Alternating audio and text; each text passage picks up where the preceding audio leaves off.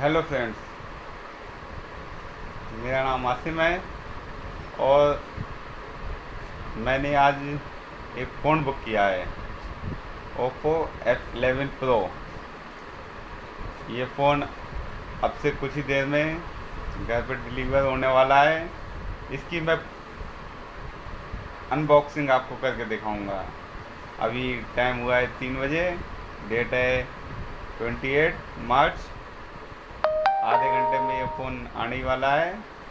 मैं आपको इसकी अनबॉक्सिंग करके दिखाऊंगा और दिखाऊंगा कि इसके फीचर कैसे हैं फ़ोन के, और बॉक्स के अंदर फ़ोन ही निकलता है या कुछ और निकलता है। Thank you. अब वेट करते हैं थोड़ी देर का फ़ोन आने तक का। डोर बेल बोल गई,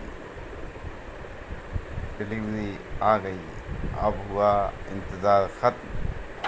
अब गेट पे देखते हैं और पैकेट लेते हैं और उसे की करते हैं अनबॉक्सिंग। ओह हाँ, वाह।